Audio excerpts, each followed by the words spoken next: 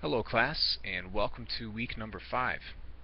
I trust that all of you are enjoying this course and hopefully are becoming acquainted with many different aspects of Old Testament scholarship that you may not have been familiar with before.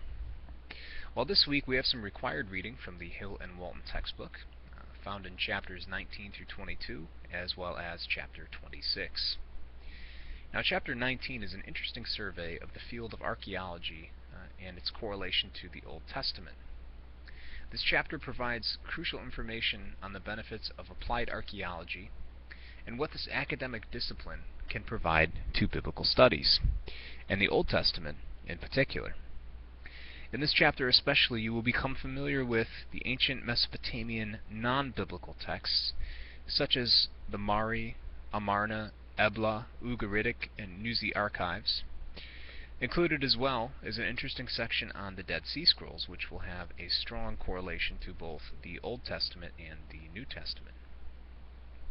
After chapter 19, we enter into chapter 20, which is a part of, is the beginning of part number 4 of the Hill and Walton textbook, entitled The Poetic Books. Now, chapter 20 serves as an introduction to the genres of poetic and wisdom literature within the Hebrew Old Testament.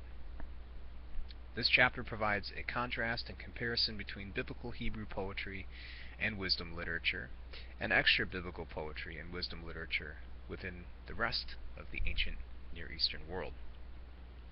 Chapter 21 is on the Book of Job. Now, the key themes and ideas mentioned in the Hill and Walton textbook for this chapter are interesting and are worth noting.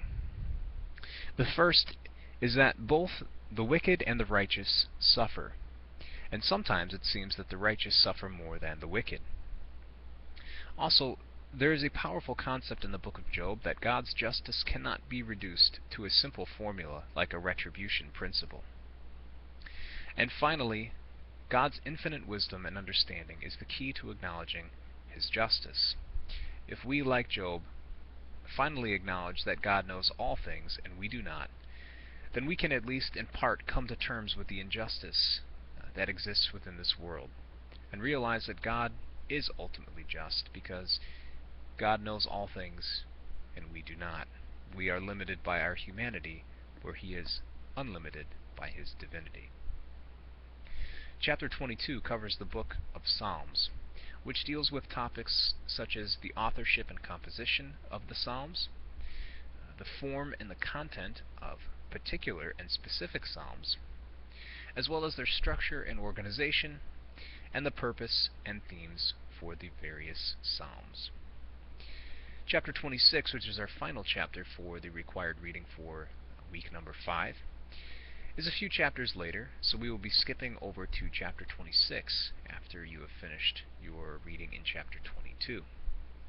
Now, chapter 26 is entitled The Formation of the Old Testament Scriptures. This chapter provides very interesting information to the reader regarding writing in the early Near Eastern civilizations, the formation of the Old Testament canon, and the scholarly methodology of textual criticism within Old Testament studies. In addition, there is mention of the Old Testament Apocrypha and Old Testament Pseudepigrapha. The Apocrypha are works that the Protestant Church has deemed uncanonical, or not canonical, and therefore not inspired, but the Catholic Church does. The Old Testament Pseudepigrapha are works that were composed during the intertestamental period in Israel, right after the composition of Malachi, all the way up until the birth and the life of Christ. The Old Testament Pseudepigrapha are works that were composed under a pen name or a false name. Oftentimes the writer would claim to be one of the patriarchs, or perhaps Moses or Ezekiel. And some of the books that would be included in the Old Testament Pseudepigrapha are such things as the Testament of the Patriarchs, the Testament of Moses, and the book of 1st Enoch. Now, in addition to our required reading for week number 5, we also have a discussion board number 3. Now, this discussion board centers on the topic of Israelite wisdom literature. And the question prompt for the discussion board is this: was Israelite wisdom literature only practical? Was it restricted for issues of life management?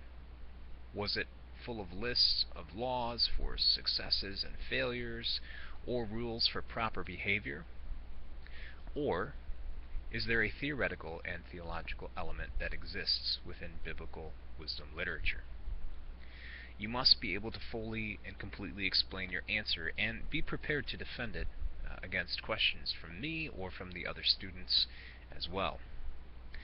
On a final note, we will also be having quiz number 3 upcoming for next week, week number 6, as well as 2 more genre analyses on the genres of poetry and wisdom literature.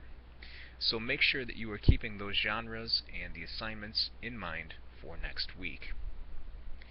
As always, please do not hesitate to contact me with any questions that you may have, Blackboard issues or concerns, course questions, questions on assignments and grading that are not clear, or anything else related to this course. Please let me know how I can be praying for you and serve you better as your instructor for this course, which is my goal and my privilege. So, blessings on your studies, and until next time, Shalom.